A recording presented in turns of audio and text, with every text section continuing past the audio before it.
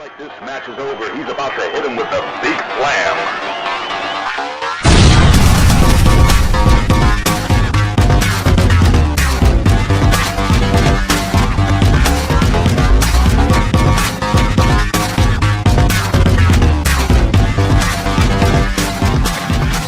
Again, thanks for your support, and we'll see you at the matches right here, OneWrestling.com.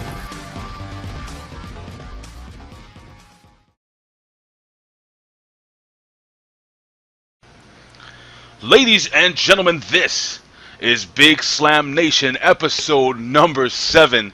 If you don't know who I am the Mark of the Masses, the man with the plan, Big Ray, here to stay to talk some wrestling today. And ladies and gentlemen, we have a full panel. The only guy we're missing is A-Track Brown. You can follow him on Twitter at Pharaoh Fancy. He'll be back. Apparently, A-Track Brown is working at a party today and getting paid to work at this party. What a way to party. Listen, we are joined by Billy Ray Valentine. Follow him on Twitter at Billy Ray Hustle. We are joined by the Professor Quintana. Follow him on Twitter at PROFPW Hustle. The Enigma Fame Black, the Nature Boy Fame Black. Woo! You can follow him on Twitter at Fame Black. And of course, Mr. Old School himself, Bill Schuyler. Follow him on Twitter at You Got The Show. Of course, you can follow me on Twitter at Big Ray Show and us at One Wrestling. Ladies and gentlemen, guys, all right, we got a packed show today. Listen. Before I get into the show, guys, first and foremost, Lou, Billy Ray Valentine, how are you doing, brother? I know you went on a Disney cruise. How did that go? It was great, man. Had a lot of fun. But when I got back to the States, I find out that Scott Weiland is dead, and that's not cool. So rest in peace, Scott Weiland, lead singer of Stone Temple Pilots. Absolutely, absolutely. And Velvet Revolver. Yeah, but you know what? Velvet Revolver, Stone Temple Pilots was legendary. Absolutely. So Velvet Revolver, I can't, whatever. If that's what you're into, that's all good. But I had a lot of fond memories of Scott Weiland, like when I was just a little kid, listening to the Crow soundtrack with Big Empty. Oh, Jesus, awesome, a little kid. That's terrible. Hey, I wasn't a little kid when Guns N' Roses came on. Oh, Guns N' Roses was awesome. And Fame Black, what is your week like, my brother? Oh man, I'm having a great week. I really can't go into why, but I'm having a great week. Just know that things always work out for the Nature Boy. They come naturally. Woo, hey, how did this Enigma thing come into play? Yeah, don't ask me. He's an enigma. I mean, look at him. He's not Jeff Hardy, and I hate that name for Jeff Hardy. You know was what? Was that after last week's date with the church girl? Oh, Jesus Christ. Professor, how's your week going, buddy? My week's going good, Ray. Thanks for asking. Since we're on the subject of rest in peace to famous actor Robert Loggia. He died today at the age of 85. What? Oh, wow. Yes. Robert Holy Loggia. Wow, I'm gonna have to bleep that one out. Oh man, sorry. It's okay. I was genuine shock though. No, it's genuine shock. So a disclaimer. One of my favorite actors of all time. Great character actor. Bill Schuyler, how was your week, buddy? Well, my week started out with an attempted carjacking of myself, which was thwarted my car being locked, and the fact that I was in uniform and the guy saw it and gassed up. I just got to tell you, how do you make that happen? Because you look the coolest out of everyone right now, because it's all black around you, and it's just you. We can see you just fine, and everything else is black. That's what I want to make happen. Bill, you be honest with me. You remember our ISIS? Absolutely. This is my Colonel Kurtz from Apocalypse Now look. Very cool. Very cool. And you guys are Samoa Joe marks, huh? Absolutely. Absolutely. All right. Listen, guys, check it out.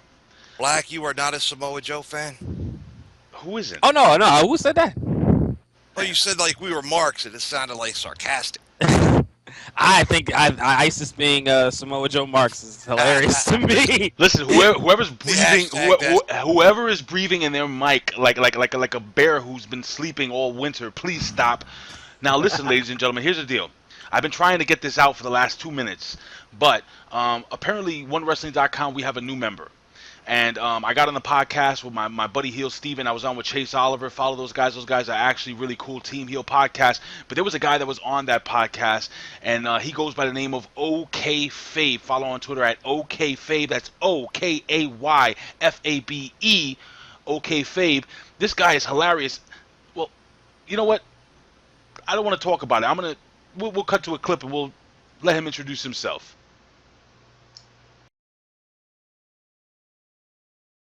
Hello everybody, my name is Connor, aka OK Fabe, and welcome back to the continuation of this fun little series I like to call How Would You Book It? I'm appropriately wearing this t-shirt known as Who Booked This Crap? Shout out to barbershopwindow.com for the awesome shirt.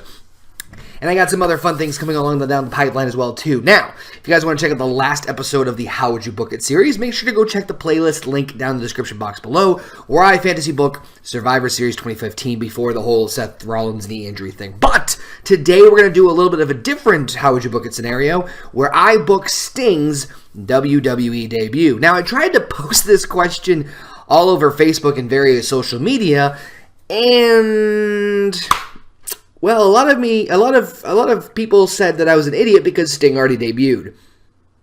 I know. I'm well aware. I know he's already debuted. But I'm saying is, if you had the chance to book him yourself and nothing happened, how would it go about? Well, that's what I'm going to talk about today in this video. But as always, I always encourage you guys to let me know your thoughts on how you would book it.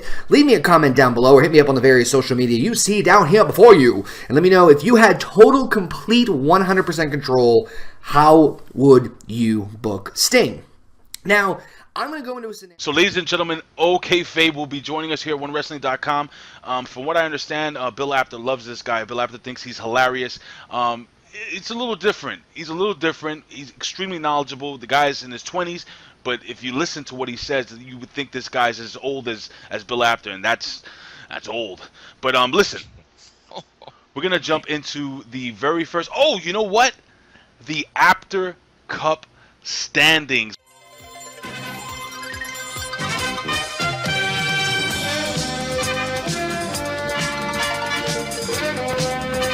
The Bill Apter Cup. Ladies and gentlemen, we don't have to talk about this. Oh, we're going to talk about the Apter Cup standings. I'm going to break them down really quickly. I'll pull up the graphic real quick. This is the Bill Apter Cup leaderboard. We got Billy Ray Valentine in first place with 14 points. A three-way tie with myself, Big Ray, the Professor, and A-Track Brown with 10 points. Fame Black falls to third place with 9 points. And unfortunately, rounding out this leaderboard in last place, you got the show Bill Schuyler. It doesn't look good for Bill and Fame right now. I mean, got plenty of time, and I'm pacing myself. I mean, you guys are going to burn out long before WrestleMania. A 4-point lead is a 4-point lead, Billy Ray. You know what it is? I just picked these things right from beginning to end, Fame Black. This is a message to Fame Black. Because, I just don't get these things wrong, apparently. And even if I get them wrong from here on in, I am owed two shirts by Fame Black at this point. 2 t-shirts. Now, listen, speaking about that. Inside betting? Uh-oh. Well, listen, speaking about that, the next pay-per-view, now we're gonna be changing the rules a little bit regarding who wins their T-shirts. I mean, we just gave away 16 T-shirts the other day, and they're very expensive at $30 a pop. So we're gonna kind of narrow it down. It wasn't 16. We're gonna silk screen our own shirts from here on out. Yeah, we're gonna actually just draw stick figures on the shirt. Call him Kevin Owens. You call him whoever the hell you want. But what were you saying, Billy Ray? We're going to have a new criteria, and most likely we're going to just accept submissions from Pro Wrestling Tees to support indie wrestling. And, we'll break it down in the next preview show, so stay tuned for that. What I was thinking was, and I was talking to Billy Ray Valentine off the air about this, what we want to do is, like he just said, we want to support our indie pro wrestling, ProWrestlingTees.com. We're going to try to reach out to them. So if anyone out there has any contacts with ProWrestlingTees.com, tell them to give us a shout out because we want to support them. And also our boy Robin Kimball, Rob Kimball Brand, follow him on Twitter at Rob Kimball Brand, who puts together some really cool stuff. And anyone who's out there that's working for themselves, not working for the man, trying to help put the indie guys over, give us a shout out, man. We'll give you a plug, and maybe we can do a little something with you guys and throw you some business. Good. So anyway, let's get off to the very, very first topic of the evening. Now, this is going to be quite an interesting topic. We'll probably spend most of our time talking about this. The question I'm going to propose to you guys, and I'm going to start off with Mr. Vacation, Billy Ray Valentine. The question is, how the heck do we make the WWE better right now? Why am I saying this? Well, man, WWE has had some of the lowest ratings in the last decade. The fans, the true fans of pro wrestling, are not enjoying what they're seeing on television. Billy Ray Valentine, I mean, what do we do to fix this, man? Well, that's a multi-layered questions with many different answers. It's not just one. But one of the main ones is, of course, getting rid of the third hour, and that's never going to happen. Well, let me not say never, but odds are it's not going to happen. You get rid of that third hour, you cut out a lot of the fat, and the show becomes more exciting in that manner. Also, they need to develop these young guys. That's what they need to do, and create new stars, which they have now. We've seen it that everybody's hurt, everybody's out. They can't rely on anybody. The world title tournament was a given. That's why we gave away 16 shirts, because everyone knew Roman Reigns was going to win. So where do we go from here? I mean, that's an obvious that guys like Kevin Owens, guys like Sami Zayn, guys like, you name it, Neville is sitting there in limbo. Do something with the cat, and build new stars. They have to take a couple of steps back to actually move forward. But the whole problem here is Wall Street and the investors. The investors don't want any steps back. They want money, money, money, money, money. And that's the main issue here. Well, I'm gonna throw this to Professor. Professor, there was a little rumor out there, and again, we don't report on rumors, we report on facts. But there was a rumor out there that has been substantiated by a couple of websites that says that USA Network, they're looking for edgier content with the WWE. I don't know if you heard anything about that. What's your opinion, and what are your ideas regarding the WWE right now? Well, Ray, I haven't heard that rumor myself, so I have to really check on that. But I did see a statement from NBC Universal that they're very happy with the ratings of WWE. Surprisingly, they're treating it like a general manager or like a Jerry Jones owner of the Dallas Cowboys when the team is that bad, but we're standing by our guys. So there's something to be said for that. Now that you bring it up, they're propping up their product. That is their number one brand on the USA Network, and they're doing what's right. And I think Pop TV should take note as to what to do when a struggling promotion is struggling. Well, I mean, boost them up. Give them a push. Bill Schuyler, isn't that what you're supposed to do? It's absolutely what you're supposed to do. I mean, if you want one of the main problems, and Billy Ray hit that, is the young guys that they've brought in, they're not pushing. They're constantly on the losing end to the senior guys. This is a problem that's went on for a long time in pro wrestling, and it's something that needs to be changed. And every time that does change in the game, things always get better. But for some reason, and I lay it on the doorstep of the man that makes all the decisions up top, and that's Vincent Kennedy McMahon. And in the words of Mick Foley this past week on Stone Cold Steve Austin's podcast, Vincent Kennedy McMahon, 70 years old, is no longer in touch with the WWE fan, let alone the younger fans that they're trying to bring into the product. I always look at it being an Oakland Raiders fan.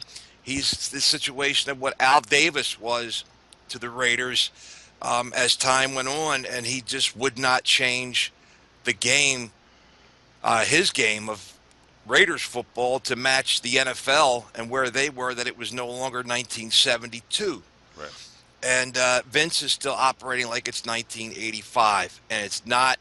And I, as a matter of fact, I don't want one more single star from NXT to be brought up to the main roster until Vincent Kennedy McMahon is no longer in charge. Wow. Okay, Fame. I want you to bounce off of that. And I mean, I was around during the Attitude Era when Vince McMahon, when Vince McMahon didn't really care about selling K Jewelers or whatever the hell that the sponsors are for WWE right now. I mean, Rolaids, right? Rolaids. No, it is K Jewelers. It is K Jewelers. K Jewelers is bringing you TLC.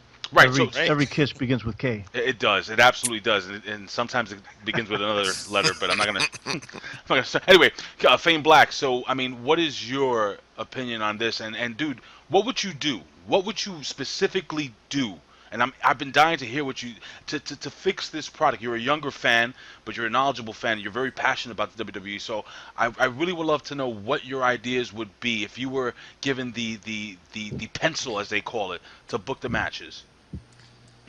Oh man, I mean, all right. For one, I'm in Vince McMahon's corner. Like, I don't know, walking away from all that money that like K Jewelers is sponsoring this. Like it's hard to get. Trust me, working for that company, it's hard to get that sponsorship. They don't want to sponsor nobody. That's a personal thing, though. Listen, to get them to sponsor something like this is out of the box for them. You don't want to walk away from all that money. But if they can get this, if they can say like, look, hey man, our ratings are dropping, but if we did this and we had bra and panties matches, or we did this and that, or they were allowed to cuss, or hardcore matches, or whatever it is that the Attitude Era appeal is, because I really couldn't play. I mean, it was just better, not because of all the violence or anything like that. It was just better because it was just better. It was just written better. Better matches. Better creative. I don't know about better matches, man. I'm watching every Raw of 1999. I don't know about better matches. What do you think, Billy Ray? I agree with him. We have better matches today Yeah. than we've ever had, probably in the WWE ever. But Storylines. Another thing is that I didn't mention before, but it just came to me again, is in the tribute to OK Fabe that's coming into the fold with us here. The WWE needs to take it back to kayfabe. I think that brings. I like that. Yeah, that'll bring a lot of eyeballs and attention back to the product if people think that it's actually real, or at least the people aren't insulted by you know what it is, like they need to take people as if they're watching a movie. Like when you see Tom Cruise in a movie, you're not thinking, oh, he's gonna break character right now. And all these guys are always breaking character. They're on Twitter tweeting about their love life. Lana's getting married. Everybody knows it, to Rusev, while she's supposed to be with Dolph Ziggler. They That's have real. Oh my god. Hey, She didn't go all the way though. I did not go all the way. Oh God, I want to talk about that. But when you say that stuff, Billy Ray, you basically saying, oh, Lana, because you're on TV, how dare you talk about your engagement, Yes, how happy you are. Exactly. That's exactly how I would do it if I was. That's exactly what I would do. I'd bring it into my office and be like, "How dare you do that?" I'm like, that Twitter account belongs to me. I pay you. Professor, go ahead. Go ahead. To expand on Billy Ray's point, I think besides the kayfabe part, I think Stone Cold Steve Austin has said it on his podcast all the time. Like when you do these promos, promos is what sells the matches, sells the storylines. What? I think you can hear me. What? You can. What time is it? What? But anyway. What? I'm sorry. The promos sell the storylines, and Austin has always said that you shouldn't read it like a movie script. You should just get the bullet points, get your stuff together, but almost be genuine, be organic. And if you have two guys that are waiting for these lines to come back and forth, it just doesn't look real. It looks like you're watching a movie just waiting for the lines to happen. It's just not organic. It doesn't engage the crowd, and it just makes you want to just get the remote and change it to Monday Night Football. It just happens like that. And two, just quickly, everybody knows that NBC Universal is paying WWE to be a 3-hour show. Right. But it doesn't mean that WWE has to do a 3-hour Raw. And I would say, as the professor, I would run the repeats of Wednesday night's NXT on 8 to 9. That's great. Great idea. What it does is brings exposure to the NXT talent. It makes the casual fan know these guys that are the same episode for the network. You don't want a repeat of something you've already done on network television. That'll bring less ratings to it. If you're gonna do it, you're gonna bring a brand new NXT hour from 8 to 9. You bring brand new, not live hour. All right, Skyler, you wanted to say something. I'm sorry, buddy. Go ahead. Well, you brought up the kayfabe situation, and this thing with Lana and Rusev is actually bringing that to the forefront. And you joked about it, but literally, I think they're going to wind up with something in contract. And these Twitter accounts and Facebook and whatever, they are going to be WWE owned. And you're not going to be able to tweet what you want and post what you want. And they're going to control it. I mean, movie studios, to some degree, have that control over talent while they're filming a movie. They're not allowed to divulge things. They're not allowed to do anything that's going to possibly mess up the premiere of a movie. I think you're going to see this fall on the lines here because that caused a lot of problems as far as they're concerned. I mean, for us, yeah, it was no big deal, but it would be kind of cool for them to keep the characters out there more as their character, where they're seen, where they're not, so you're not running into, the all the bad guys hanging out with all the good guys in the Waffle House. You know what I mean? Oh man, because now it's like, oh, you can't even hang out with your friends outside of work. Like, you know what I mean? If you want to make the I don't, money, you can. They don't make that much for that. Like you talking about like Zack Ryder can't ride with nobody but Mojo Rollins. He don't make enough money for that. Raleigh. You guys ever seen the movie The Prestige? Has anybody ever seen that? Yeah. No. It's like Christian. Well, you should. It's an excellent movie. Awesome film. It's like Christian Bale in that movie. He had to live his gimmick. You have to live your gimmick. In that movie, he was a magician, an illusionist, and he lived it to the T. I'm not going to ruin it for anybody. But wait a second. I think I've seen something. It's on Cinemax After Dark, right? Not that Prestige, Ray. He was hiding. I don't know anything about that Prestige. But Magic hiding the snake or something. Anyway, head you have to live it. You have to live your gimmick. It's part of the reason why the Undertaker is as successable as he's been for so long. Okay, but even the Undertaker, we done seen pictures of him there. Y'all seen that terrible commercial he did where he was like, "You got to help me with the project that I'm undertaking." Well, listen. The Undertaker was on Jimmy Fallon pile driving a turkey. Yeah, come on, that shit is over. This stuff is over. And we're 25 years after the fact. 25 years after the fact, but I mean, the Undertaker. That's one guy that I wish the WWE would just not touch. I don't want them to break that whole kayfabe thing. And Professor, you've been very, very quiet.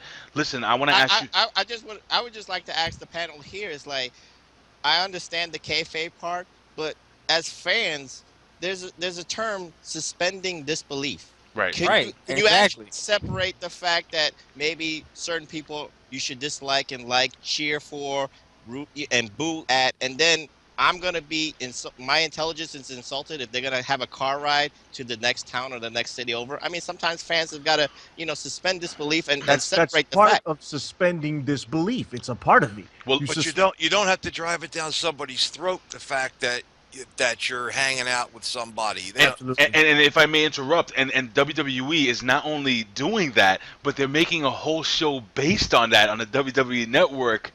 They're basically, from what I understand and from what I know, and that private time, like when my dad used to travel with my uncle and some of the boys, that was their time. Like whatever they did, that was like Vegas in a car. Like what happens there stays in that car. You know what I'm saying? And now the WWE Network, I don't know if they're gonna kayfabe it or whatever. They probably will. It'll probably be scripted also. That was all scripted. But they're kind of really breaking that wall. They're humanizing these characters way too much. Which show were you talking about, Ray? Ride Along. Ride Along. There's a show. It's a show on the WWE Network where you're basically riding with the boys and girls, and I honestly, stupid. In my opinion, that's stupid. But I wanted to That's ask. gonna be awesome. I'm gonna watch that. I wanted to ask the professor. Listen, WWE is bringing in. I think it's Dewey Foley. Yep. Yeah. Dewey Foley, that's Mick Foley's son, to be a writer. And if he's anything like his dad, I think his dad is a brilliant guy. I've read both his books. Believe it or not, I do read. More than two. He has more than two. Yeah, I do read. I've read those books, the Bible and The Rock Says. Other than that, I've never read another book in my life. But I mean, is that just the kid books you read? Yeah. The Yeah, kids- they got bigger books. They got the kiddie Bible. The one with the little big pictures with Noah's Ark. Anyway, so Professor, my question to you is, bringing in a young guy like Dewey, who's obviously, if he, like I said, if he's anything like his dad, I think it would be a great mind. I mean, saying stuff like that. I mean, who else would you bring in? We were talking about this on the Team Heel podcast, how they should bring in, and I think it was Heel Steven who said, we should bring in wrestlers to write. I think all of us wrestling fans have been saying this for the longest time. Bring in wrestlers. What's your opinion, Professor? I totally agree with you, Ray, 100%. I mean, Dewey Foley is a good sign to be at the WWE creative. He's learned from his father. He knows his father's track record with the psychology in and out the ring, the psychology of working with the wrestlers, and hopefully he gets to incorporate storylines that make sense into the product of Raw, which really needs a reboot in itself. But you know what?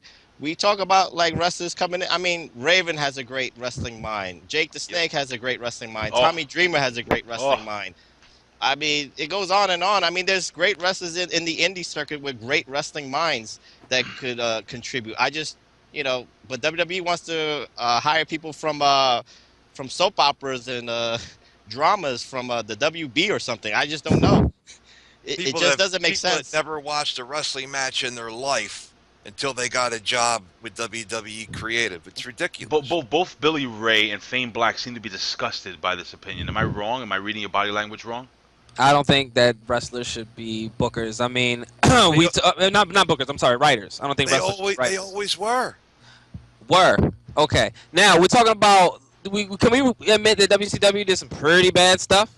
Yeah. Can we throw that on the board? Can we remember who's behind? Yeah, can we remember who's behind that? And the late great Dusty Rhodes.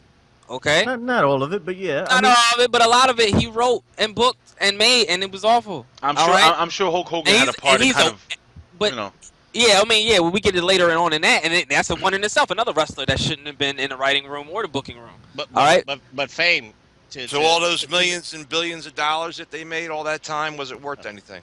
The ones that they lost? But Fame. Dusty Rhodes didn't have anything to do with the Monday Night War writing. Go ahead, buddy. Go ahead, Professor. Go.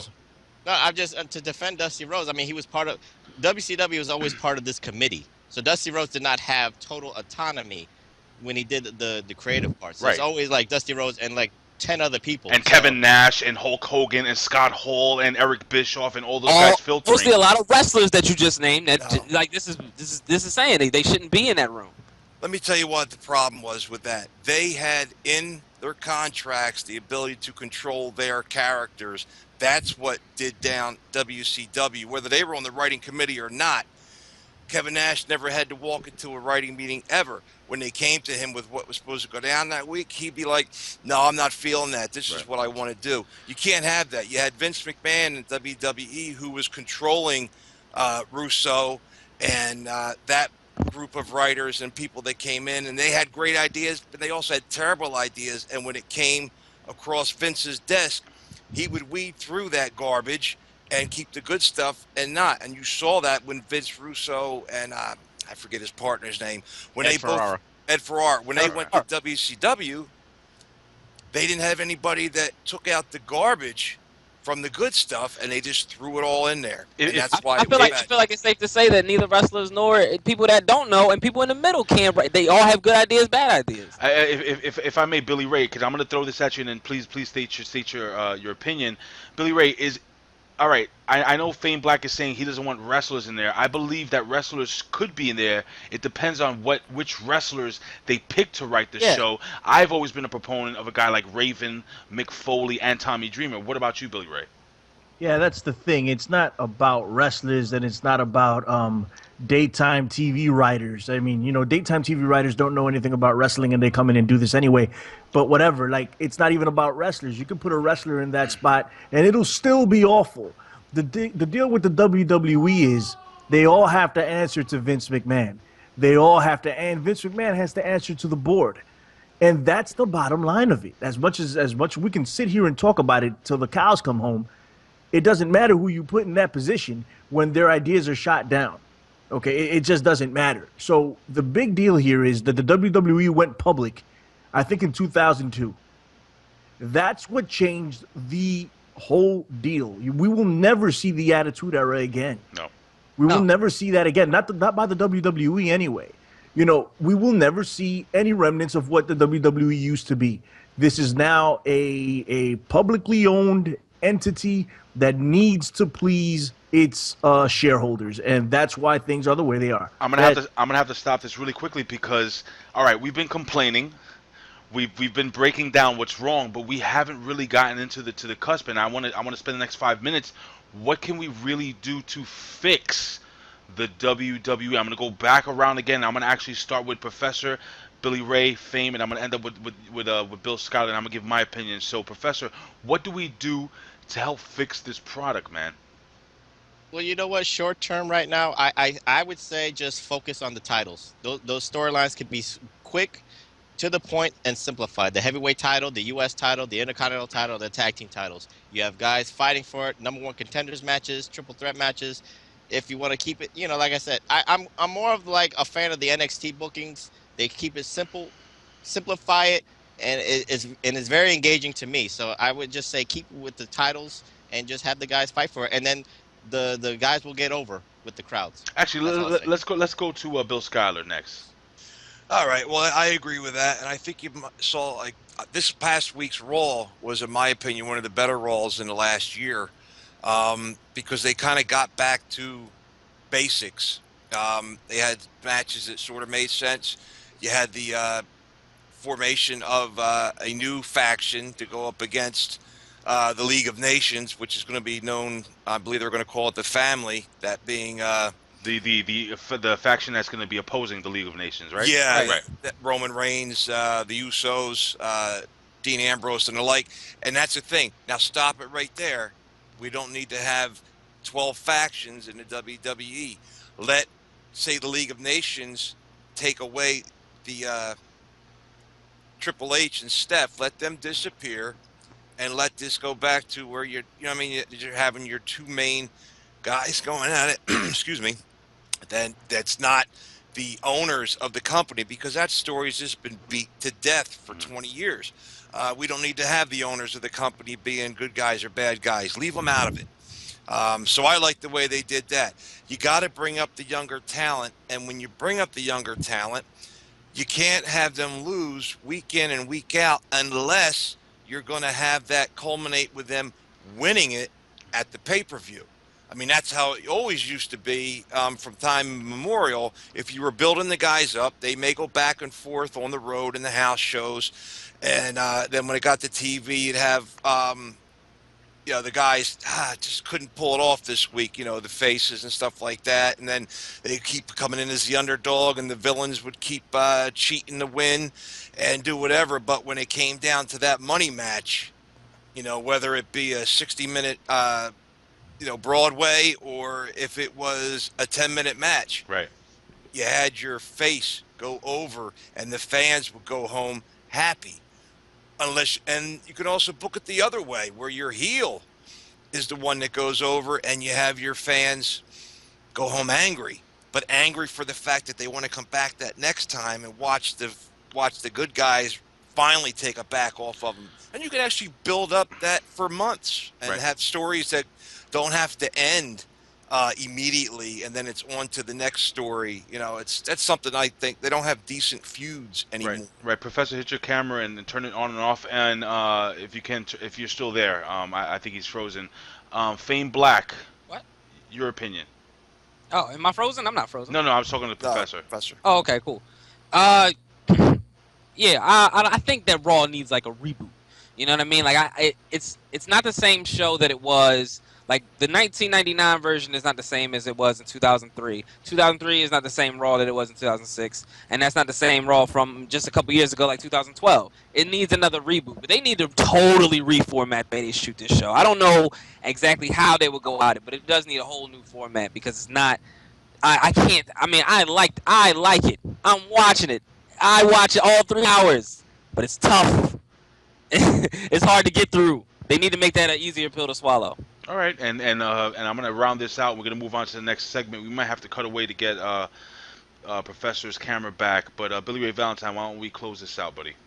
You know what? Ultimately, another one of the biggest issues here is the micromanaging of talent and the scripting of every single thing that goes down. There's no spontaneity to the product anymore, and I think that's one of the main reasons that it seems so dull, because everybody is walking on eggshells over there from what I can hear. And nobody feels that they can go out of character or say what they want to say, do what they want to do. Not necessarily go out of character, that's not what I meant to say. But they don't feel as if they can really cut that promo that like they would if they weren't so micromanaged. So that micromanaging needs to go away. All right. How about this? Mm-hmm. So much to the fact that on a house show where there was no cameras there, where it didn't make a bit of difference, a guy who was the heel happened to say the fans were a bunch of cocky pricks, and he got fired. Right. Brad Maddox. Right. Now, that's not some kind of term that would be, could be the name of a new movie coming out called The Cocky Pricks. Right. Blah, blah, blah. And you would hear it on TV in a commercial. I want to get into that the next segment. We're going to actually delve into that next segment, but I'm going to give my quick opinion, and we're going to move on. And Professor's back. In my humble opinion, I think WWE. I think we all agree that WWE has to focus on the wrestling. The in-ring product has to be number one. It has to be the best, and it has been really, really excellent. Number two, that whole kayfabe thing. Yeah, I don't want to see guys riding with somebody who's supposed to be. I don't want to see Total Divas where you have Naomi who's supposed to be feuding with Nikki Bella, and then they're having freaking drinks and talking about how much they love their boyfriends. I mean, I don't want to see that. That is too much. That's too much behind the curtain. That's like watching a movie, in my opinion. And Fame Black, I'm gonna let you retort, because Okay. I see it in you. Before we move on, and I'm gonna only give you 1 minute. But Alright. I'm tired of that curtain being torn down. Again, insulting my intelligence. Again, in ring, Billy Ray Valentine said it. Some of the best matches WWE has ever had over the last 10 years. But I can't sit down and enjoy the product when I hear Rusev and Lana talking about going, oh, we did not go all the way. Lana, we did not go all the way. Who the hell cares whether they went all the way or not? Nobody really cares. I know you care, Anthony Quintana. I'm sure you want to watch that video if it's possible, with Sweaty Rusev. But Fame Black. No. She said that she's saving herself for her marriage to Rusev. That is disgusting. She's a virgin. I believe it. I believe it. I do not believe it. But Fame Black, I'm gonna let you close it out. You got 30 seconds. Go. I mean, dude, like, you talk about any other form of entertainment. If whatever your favorite show is, when you buy the DVD pack, it's got all the behind the scenes, all the Q&A, sitting down with the director, commentary, all that is cool. That's why they started adding it. Movies back in y'all's day used to just be the movie. That's not enough for this. That's not enough for me. All right, I need all that backstage, all that stuff on the network, the Breaking Ground, Ride Along, I'm with it. Table for Three, all that stuff is cool. I love so much stuff off that show. Boom. All right, ladies and gentlemen, listen, I'm going to close it right here. We've been going on for well over 30 minutes on this subject, and it is a really, really hot topic.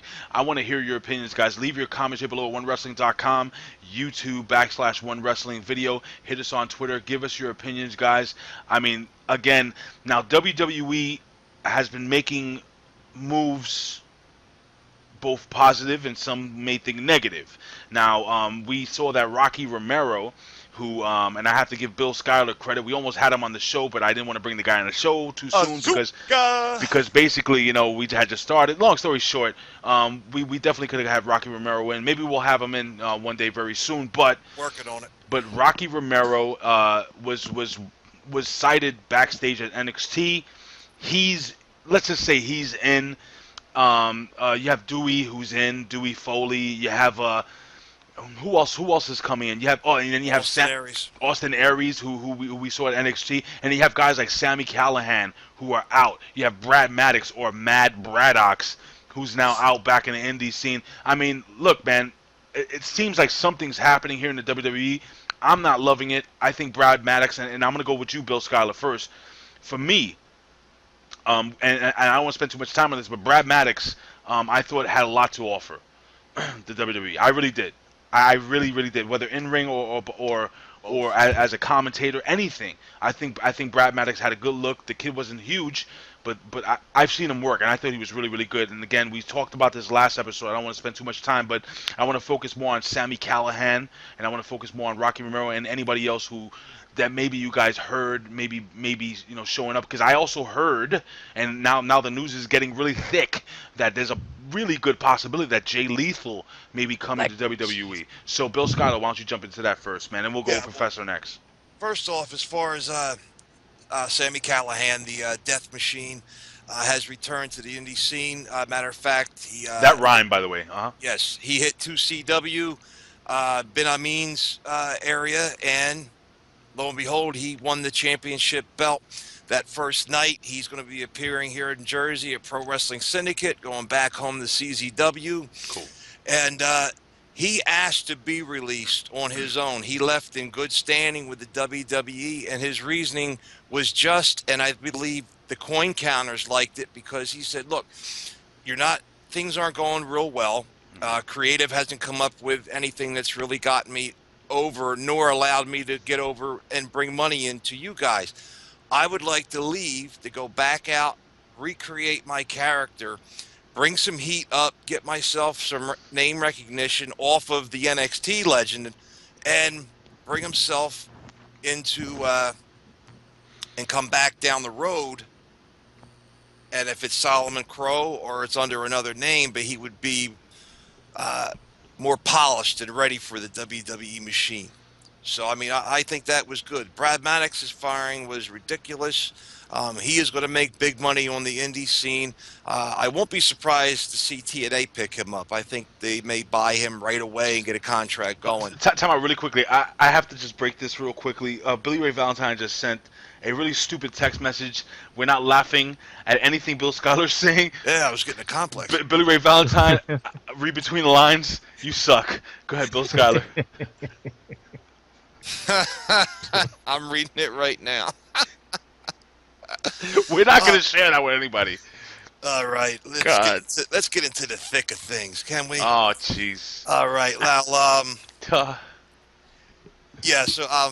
so Sammy Calihan, a good chance, a good opportunity for him. I like what he did, and these guys that leave NXT or WWE, their careers are really going well for them when they've left the company, because the reputation is there and fans want a chance to see him. Sammy's also going to go back to Pro Wrestling Guerrilla when they have their next big show, and he's probably going to go over. Hell, he may win the title there as well. Hey, Bill, let me ask you a question, man. Hey, did you follow Sammy Calihan when he was in the Indies? Oh yeah, I used to see him. I go to see him in CZW shows all the time. Professor and I saw him, I want to say twice, at Dragon Gate shows. Yes, he was with Evolve and Dragon Gate too. Yeah, I was, he's a good wrestler. I never understood what the whole thing was about, because he was over as hell in the Indies. I never quite got that connection. And when he went to NXT, they did nothing with him. I don't understand why, if they're gonna sign him, why do anything with him. The same thing with Brad Maddox. Brad Maddox came around. I don't know anything about the guy. Like, I saw him on Raw a couple of times. He's good. And I'm going to take your guys' word for it if you say he's good. Like, I just haven't seen anything from him besides what we've seen on Raw. Brad was getting brought up down in NXT before it was the NXT we know right now, okay?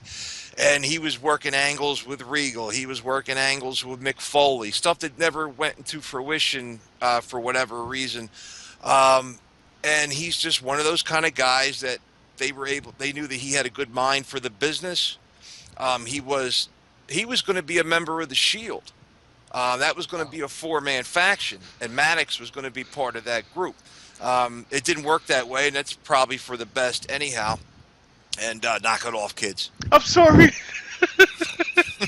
My phone's buzzing. I know something's going on, and it's not clean. It's not. It's so bad. It's so filthy. You guys are ridiculous, man. But Bill, can I ask you a question? Can I ask you anything Oh, you like? God. In terms of Sammy Calihan or Solomon Crow, that was his character in NXT. Was he like a victim of all that influx of people coming into NXT, like Finn Balor? Yes. Apollo That's a Crews, good point, man. That he was lost in the shovel, that he couldn't really, break over to the main roster. So that's a real good point. Leave. Yeah, And I never agree with you. So Yeah, listen, I'm sorry, guys. Fame has been really... All right, go ahead. Finish your point, and I want to hear from Fame. He's been too quiet. Go ahead. All right. To answer Billy's question first, he broke into CZW. That was his home. He was for all intents and purposes, almost a homegrown product there. He was known for death matches, so he was big time into the light tubes, nails, glass, anything you could think of. He bled buckets across the indies. When he moved to Pro Wrestling Guerrilla, that was a reach that they did coming over to the East Coast, and they took a couple guys from that promotion, but they didn't want them to do the death matches. They wanted to spend, and they were tired of being stuck in that where they had to do all this bleeding and abuse of their body when they knew how to wrestle. Now, Sammy's a smaller guy. Okay, he's not a real tall guy, but he's a very talented wrestler, and you just haven't got the chance to see it week in and week out, basically. And Professor hit it on the button. If he'd have come in 6 months sooner, Right. I think you would have saw him be that guy, possibly heading to the main roster or being at the top. But all that talent came in, and God, Kevin Owens came in for a cup of coffee and went right to the main roster fighting John Cena. All right, time out. Fame Black. I want to hear your opinion on this this Sammy Calihan. I don't even know if you follow Sammy Calihan or if you know who we're talking about regarding. Let me tell you something about Sammy Calihan. All Go right? ahead. When NXT came to Philly, I went, and I know I'm not the biggest indie fan. I know I don't know a lot about the other promotions besides the WWE. That's too far. And but man, listen, what was his name in WWE? Solomon Crowe. Solomon Crowe, right? I was about to say Solomon Kane. Okay, Solomon Crowe. Why not? When he came out, literally whoever was ring announcing, I think it was Eden. Anyway, she was like from Philadelphia, Pennsylvania, and everyone was like, yeah, like nobody was cheering before they realized, oh, he's from here. And I'm not the only one. It was an NXT crowd, son. Like maybe he wasn't as over as he should have been. I mean, he was home. So that's what I gotta say about Sammy Calihan. But as far as Brad Maddox go, Right. Bill, I was gonna ask you that next. Bill, you talked longer than Brad Maddox's career, man. Like that was you had so many. I want you to be right. Like I want him to be as good as you say. The way you just put him over like that, because he is gone. He's out. That cocky prick. Yeah. Billy Ray. I want that to be my email. Cocky prick. Right, Billy Ray. It will be Billy Ray. Yeah, man. I told you what I thought. You know, with Sammy Calihan, I just didn't know. Yeah, but I want to hear what you think about the whole Brad Maddox situation. Like, really? Well, I mean, I think it was ridiculous, and I mentioned it. I'm sorry, Ray. You had anything else? No, and I also want to get your opinion on possibly having Rocky Romero in as maybe a trainer at NXT, because the guys worked everywhere. He's worked in Mexico. He's worked in Japan. He's worked in ROH. I mean, the guy's put in the work. He's put in the time. I was on WZ Daily, and I had told Nick, I said, dude, you know, I think this guy deserves a steady paycheck finally. So, I mean, what do you think, buddy?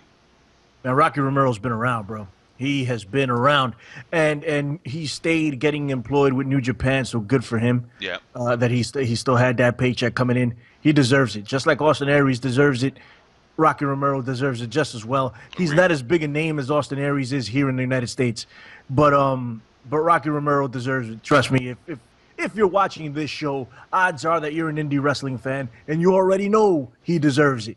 One of the biggest indie guys in the business. Very happy to see Rocky Romero anywhere close to a WWE. If I want to see his name on a contract and it says WWE on it, I'm happy for him. And he should be getting a steady contract. And the guy is just a great guy from what I hear all around regardless. So congratulations to him. Brad Maddox, that whole situation is just ridiculous in my personal opinion. I think if someone else on the roster would have said that exact same thing with higher stature, they'd still be in the company with... So maybe they were looking for a reason to fire him. He wasn't doing nothing. Maybe so. You know, that's what I believe that. Yeah, maybe that's the case. But you know what? If you're looking for a reason to fire him, you don't need a reason. You're the WWE. They're independent contractors. Get rid of them. Don't make up this whole thing about whatever he said and say that it's a problem. And you can't say that in a dark match. I think it was a house show, right? It was a house show. A dark matchup. That's just ridiculous. It's just ridiculous. I can understand. You can make a case for it if he's on live television. You can make a case for it. Yeah, it still doesn't matter. Some cocky prick complained. Man, you took the joke, Bill. I was going to use that. Go ahead, Professor. Go. It's speculatory, but I think the president of K Jewelers was at the show. You're an idiot. Oh, my God. And he complained to Vince. All right, listen. That's what it was. All right. I got one thing, right? Really quickly. And this is important because you, Fame, are from Philadelphia, the city of brotherly love.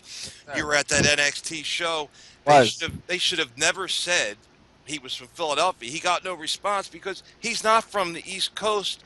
He's from Ohio. Ohio. He's born and bred from Ohio. He was part of the Ohio One Killers with Jake Christ and his brother, Jessica Havoc. He's got squat to do with Philly, except that he wrestled for CCW. That's right, it. right. And the thing is that NXT fans are really smart. They're not your WWE fans. NXT fans are different than WWE fans. I agree. They're very smart, so I'm sure they picked up on that. Listen, guys, really quickly, and I want to move on to the TNA World Title Tournament. We're not going to spend too much time on that because that's anyway. Hey, Fame Black, you can go. Let me say something. Take the storylines away from that World Title series in TNA. Ignore it. All right, we're not there yet. We're not there yet. Just the in-ring matches themselves. Okay, but we're not there yet. Billy Ray Valentine, what were you going to say really quickly? No. I was just gonna say that Fame Black can leave us at this point since he has. Okay, How will I learn, Billy Ray? my last thing to you, my last question. I want to very briefly touch on this. It's not in cement, but there's a very good possibility that Jay Lethal's coming to WWE. I absolutely would love it. I think Jay Lethal has everything, and I do not want them. I'm gonna say this on camera. I'm gonna get up. I do not want the WWE to put him as the fourth member of the New Day. I want him to be on his own. I think Jay Lethal has everything. He has mic work, unbelievable in-ring skill. The guy is intelligent. The guy needs to have a title on him as soon as he gets to WWE.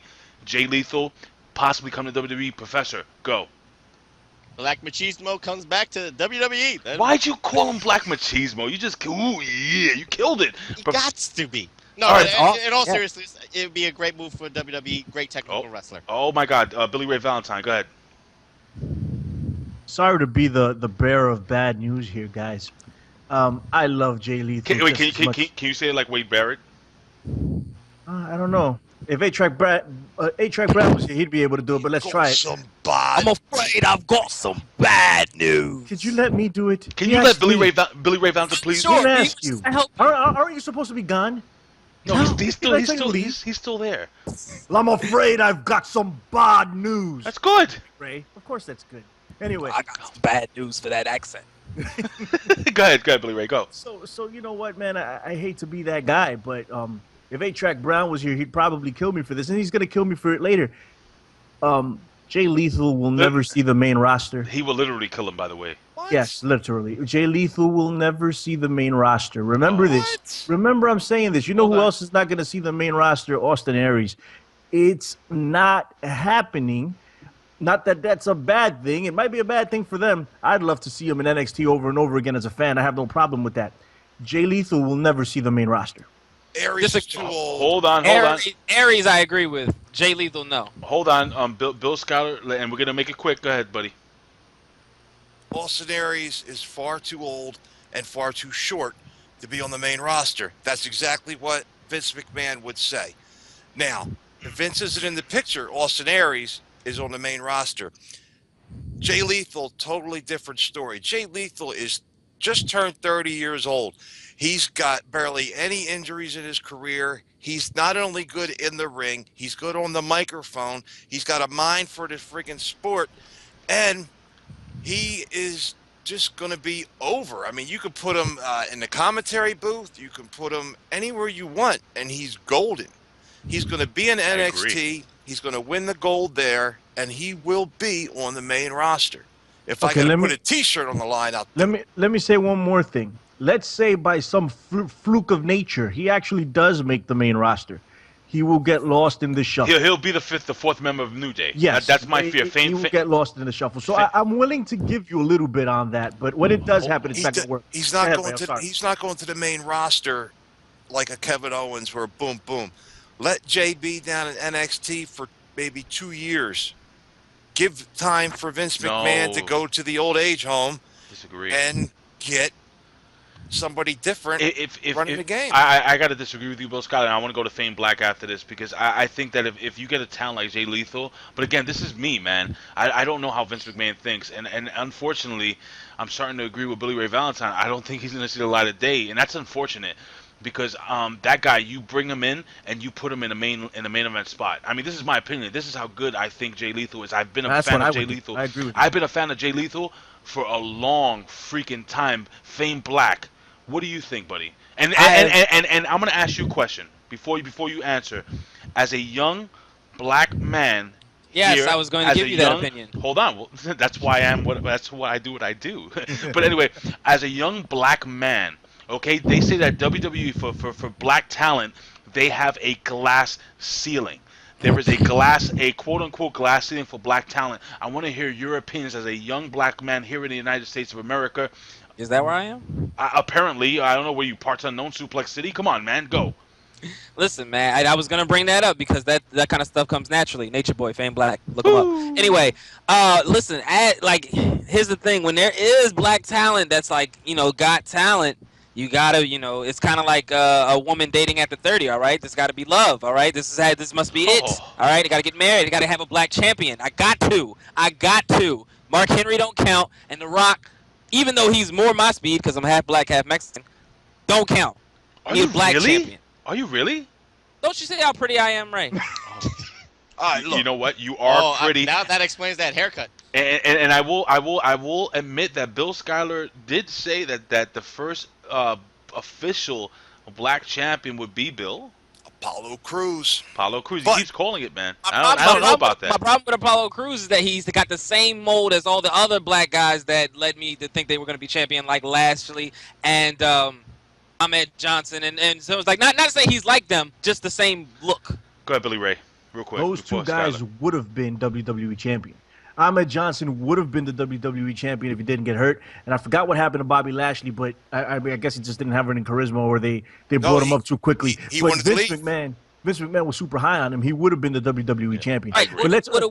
I got denied. I'm getting heartbroken over and over again. Jay Leathal is my man's. Let's keep in mind, okay? Let's keep in mind that I mean, we can dwell on the black thing, but there's also a ton of other talent, white, Hispanic, that are just not at the.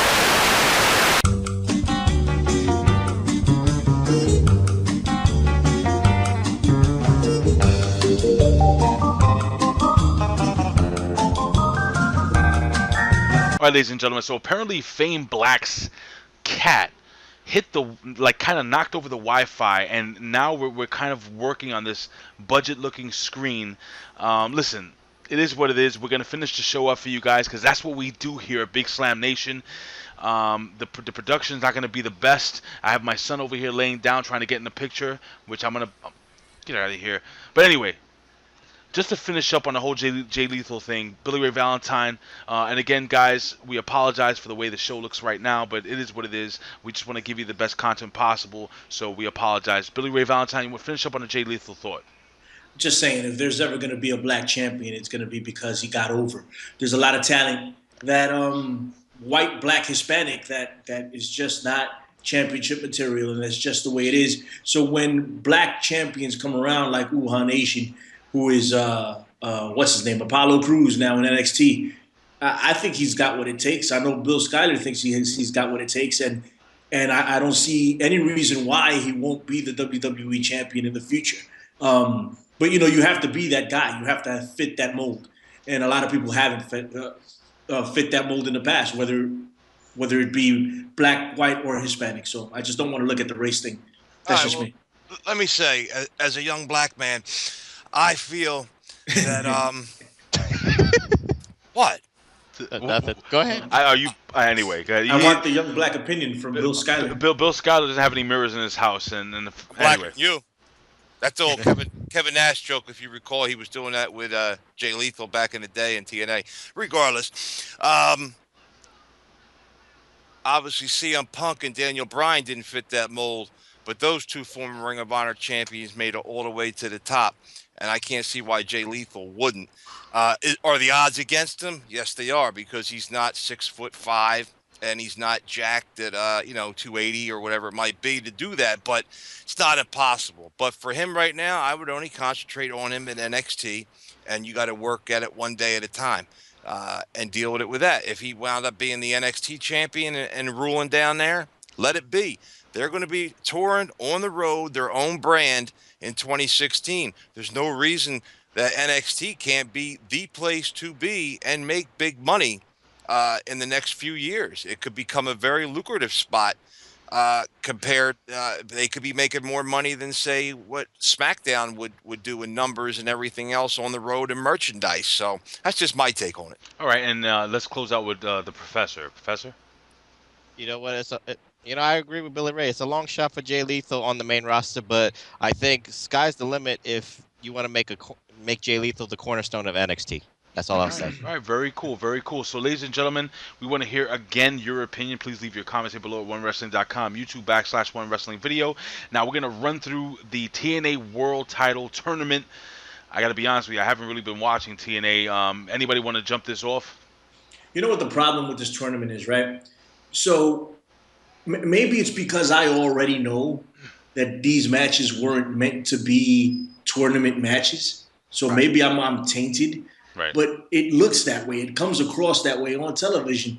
Like the characters aren't really taking it serious as a championship match. I mean, there's no promos afterwards. Like there's no promos beforehand. I mean, there are, but they're pre-recorded somewhere else. Right. You don't see them in the actual matches. You don't see that fire, that is needed to put the tournament over, to get that point across. I don't see that in the tournament. Also, another problem that I have is that Davey Richards isn't going to win this tournament, which he should. He should be the next TNA heavyweight champion of the world, and that is all. All right, Professor. You know what? I'm mad at that. Gail Kim and Awesome Kong both lost their quarterfinal matches. I wanted them to be in the finals on the other bracket, and then maybe we could have a lady TNA World Heavyweight Champion. But in all seriousness, I'll go with what Billy Ray says. Pre-recorded promos months after the matches, after the fact, just doesn't make it special. And you know what? I will say this. I think it's already been predetermined that EC3 and Matt Hardy is going to be in the finals regardless. Okay. You just ruined it. And Bill Schuyler, close it out real quick. All right, this is my thing. Whatever happens. I don't know. I don't know who the guys are, spoilers for it. I think that whatever they have in the can right now for who wins this matching that they have, they shouldn't air it ever. Bury it. And when they debut on Pop TV, they should come out and start it right there and have your championship done that first episode with your new champ. And I agree that EC3 and Matt Hardy are the definite locks, in my opinion, for who it would be for the final match. I would love it to be Davey, but they're not going to do it. All right. I think that's what they're going to do. I'm sorry, Ray. Give me just a sec. I think that's what they're going to do is they don't have any television taping scheduled till that day because of the India tour fell apart. So I think what they're going to do is they're going to pick up the tournament and run with it there. Am I wrong? Or did I miss something? Because I've been away for a week. I haven't heard it for sure. I haven't been following it, to be honest with you. All right, really cool. So listen, all in all, TNA is going to be starting on a new network. We're going to have OK Fabe, Connor covering TNA's very first show, which is going to be really, really cool. I'm really excited to see that. I'm really excited for you guys to actually listen to this guy. He's hilarious. And he also has his own YouTube channel, so just look out for it. OK Fabe. Now, listen, guys, this is the final segment of the show. Anything else TNA related before we go? Only thing I got is go ahead. No, I mean, speaking on the India tour, just quickly, I think TNA was supposed to tape those quarterfinal and semifinal matches during the India tour. So I don't know how many matches they have in the can from back in June or July to do this, because they still got a couple more weeks on Destination America. That's all I'll say. All right, Bill Schuyler. The only thing I have to tell you is that I will be at the Pop TV next to last TV taping of the week. So I will be doing a on the road segment to TNA Pop TV with a special guest as my cameraman and reviewer of said event once we're up to where it's actually going to air on TV, because we don't post spoilers here at One Wrestling. Absolutely. And Billy Ray, anything before we leave with TNA? Well, I want to make my last final pitch to any TNA officials watching this right now. Davey Richards should be your heavyweight champion of the world. Okay, and I'll tell you why. All right, he was a great ROH heavyweight champion. Okay, he's the third coming of the greatest wrestler ever to grace a wrestling ring, the Dynamite Kid. And he reminds me a lot of Chris Benoit. The guy is a beast in the ring. They've given him some charisma in TNA. Make him the world champion. EC3's already had it. Matt Hardy doesn't need it. Give it to Davey Richards. Come on. I gotta be honest with you guys. I haven't been watching TNA much over the past couple of months, but I'm interested, and I will be watching that first show on Pop Television. So, guys, if you guys don't have it, you go to poptv.com. You guys can watch the show the very next day in HD. I'm interested. Again, check out OK Fabe's review of that show. It will be here at onewrestling.com. So now, guys, unfortunately, we don't have Fame Black with us, but this is the big finish.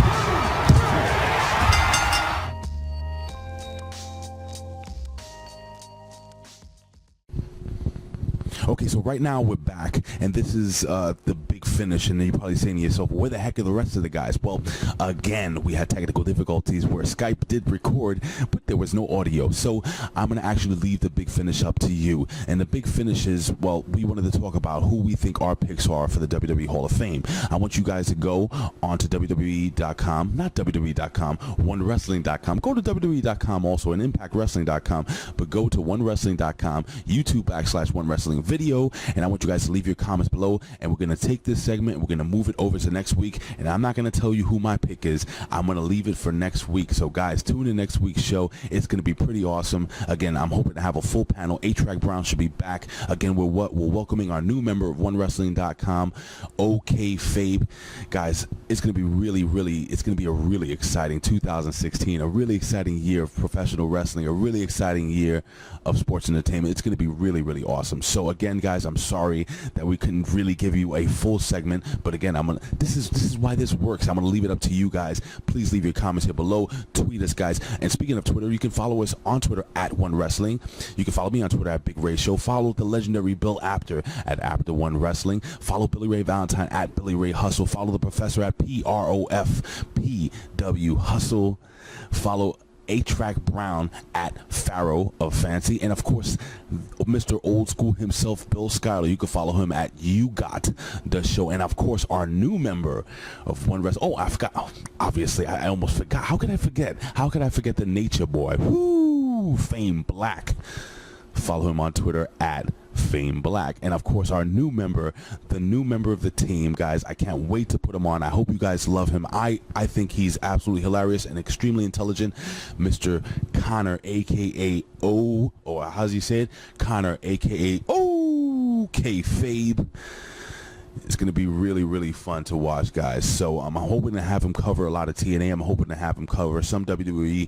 It's going to be a lot of fun. So I think that's pretty much it. And speaking of Bill Apter, is wrestling fixed? I didn't know it was broken, guys. Go to your bookstores, guys. Order a nice copy. Find out about this legend, Bill Apter, and you'll see why.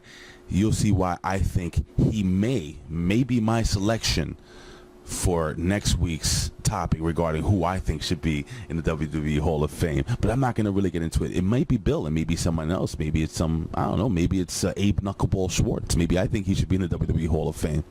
Anyway, guys, thank you so much for joining us here at Big Slam Nation. Again, sorry about all the technical difficulties. One of the toughest shows for me to edit, but got it done. So I always say this, I would do this for a living, but if I can, I would do it anyway. Why? Because I love talking wrestling. And in the words of the legendary Bill Apter, we will see you at the matches. Peace, guys. Thank you for joining us.